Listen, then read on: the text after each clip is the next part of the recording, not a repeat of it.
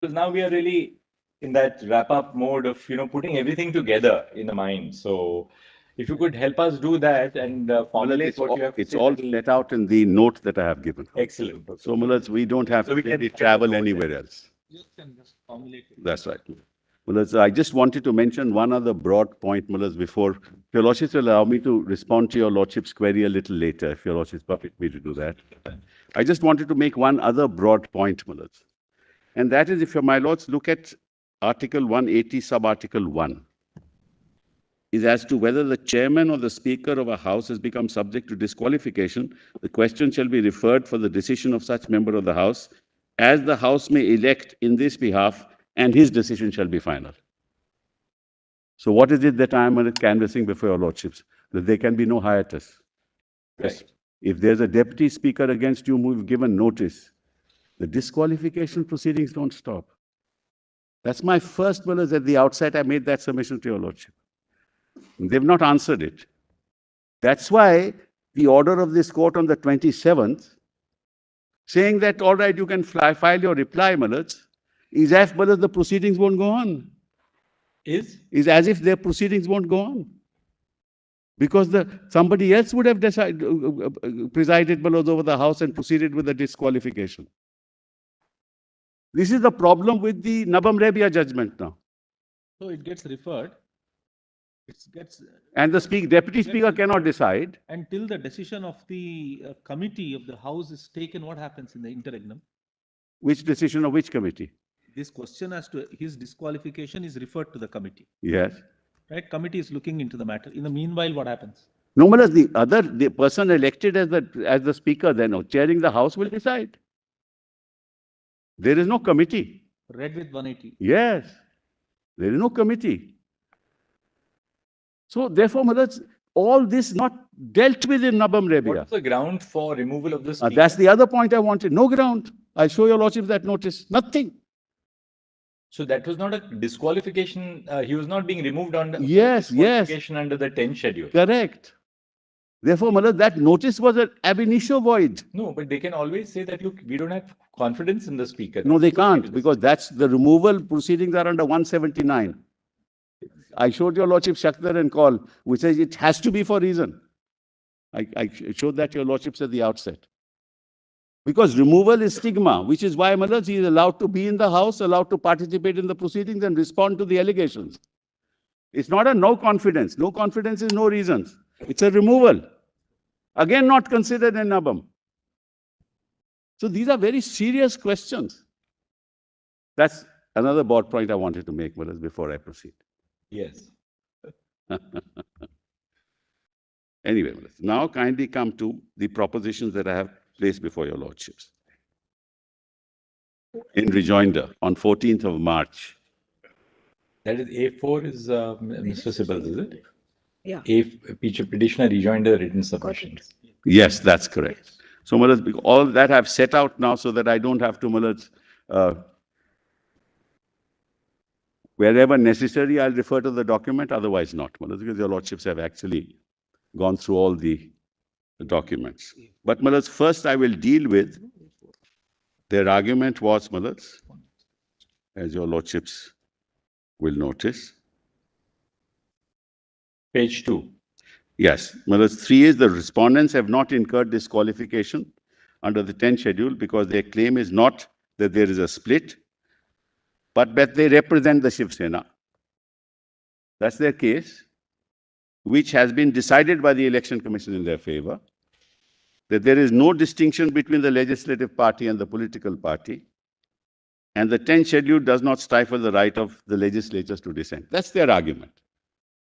I hope I have encapsulated accurately. Then next 4, respondents have not incurred disqualification under 2(1)(b) of the 10th schedule because the respondents had appointed their own whip, Shri Bharat Gogavle, on the 21st of June, and they have obeyed the whip issued by Gogavle. The legislature party has the right to appoint the whip, relying on members of Maharashtra Legislative Assembly disqualification on grounds of defection rules.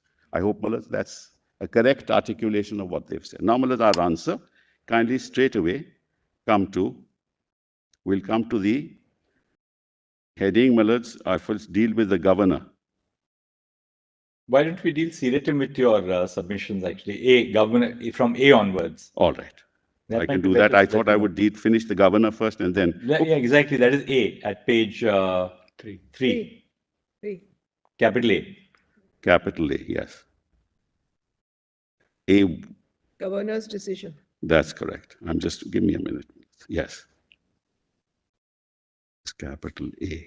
Non-recognition of factions under the Constitution. That's the one, Manoj? Governor's decision. No. Page 3. Page 3A. Page Capital. 3 bottom, top. Para 5.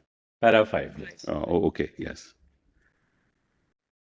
Yes, governor's decision. The respondents contend that it is the duty of the governor to hold a floor test. The only constitutionally ordained forum is the assembly, and further contend that by whatever process or means the governor can gather the information that was required, which raises a credible doubt as to the majority of a government in power. In support of this contention, reliance was placed on the law laid down by this Honorable Court in Bomai and in Shivraj. That's their case. It is respectfully submitted that the respondent's contention is misconceived and is based on a misreading of the law in Bomai and Shivraj. It is settled law that the governor's decision to call for a trust vote is subject to judicial review, and the same is liable to be quashed if it is based on extraneous considerations.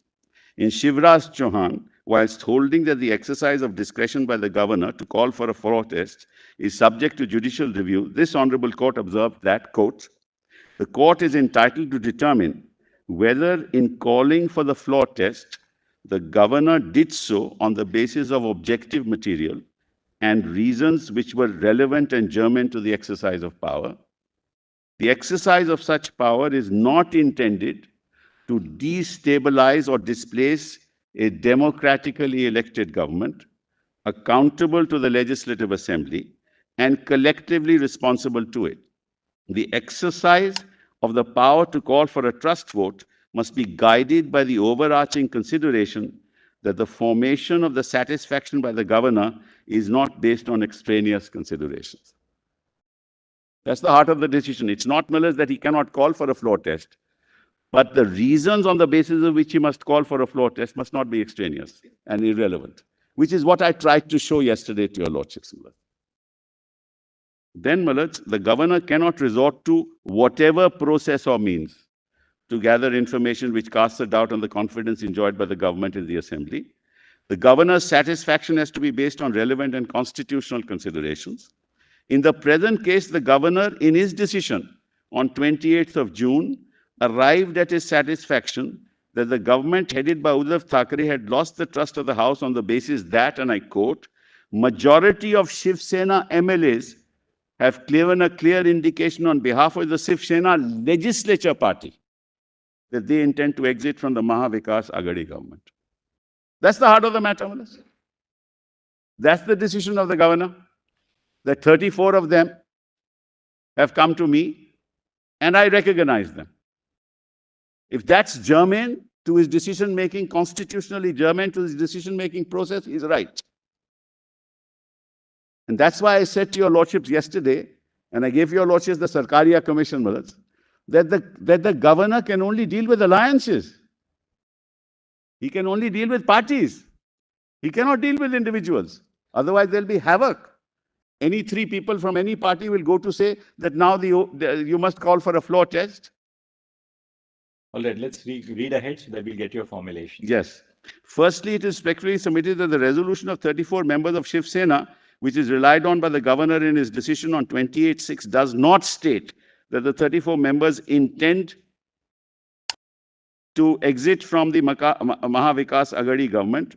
Moreover, only 8 out of 32 members were ministers of the government. The rest were not ministers. So how could he say, Mala, they want to move out of government? Only 8 of them. Thus, the governor has misread the resolution of 34 Shiv Sena MLAs as demonstrating their intention to exit from the Maha Vikas Aghadi government, and consequently his satisfaction about the lack of confidence enjoyed by the government is based on extraneous and irrelevant considerations. Secondly, para 7 of the governor's decision makes it clear that the governor based his satisfaction on a claim made by a majority of Shiv Sena MLAs against the government formed by his own political party, their own political party. So on what constitutional basis can the governor recognize, whether minority or majority, a faction in the legislative party to direct a floor test? It is respectfully submitted that the governor has no power to recognize a majority faction of a legislature party, and on that basis come to a prima facie conclusion that the government has lost the confidence of the House. By doing so, the governor enters the political thicket outside the domain of his constitutional duties and facilitates the toppling of an elected government, which is impermissible in law. Paragraph 3 of the 10th schedule, as it stood prior to its deletion, stipulated that where a member makes a claim that he and any other members of his legislative party constitute a group representing a faction which has arisen as a result of a split in his original political party, and such group consists of not less than 1/3 of the members of such legislature party, the same would constitute a valid defense in a disqualification petition filed against such members under paragraph 2 of the 10th schedule. Well, my lord asked me this, a question related to this. Well, paragraph 3 said not less than 1/3. It could be 75%. So it envisaged a situation where the majority would go away, a minimum being 1/3, and give that protection. After it was deleted, neither 1/3 nor 75 will get protection. That's the consequence. And Milord, if your lordships reads paragraph 3 with me for a minute, well, it's very interesting. My lords have it? Yes. Where a member of a house makes a claim that he and any other members of his legislature party constitute the group representing a faction which has arisen as a result of a split in the original political party. Any such group consists of not less than 1/3 of the members of such legislative party. He shall not be disqualified under subparagraph 1 on the ground that he has voluntarily given up or that he has voted or abstained from voting. From the time of such split, such faction shall be deemed to be the political party to which he belongs for the purposes of subparagraph 1 of para 2, and to be his original political party for the purpose of this paragraph. So, well, what's one thing is quite clear, that the paragraph 3 dealt with factions. An argument to say that I am the party is contrary to the constitutional framework, because he is not the party. Because the party is registered, Malad, under section 29A of the Representation of Peoples Act. The office bearers of the party are communicated to the Election Commission. And Malad, the Constitution as accepted is the final document. He can't now say, I am the party, because the party with the Election Commission and the party with the Speaker is only the members of the legislature belonging to that political party. So you can't say, I am the party. So that proposition is unfounded in constitutional law.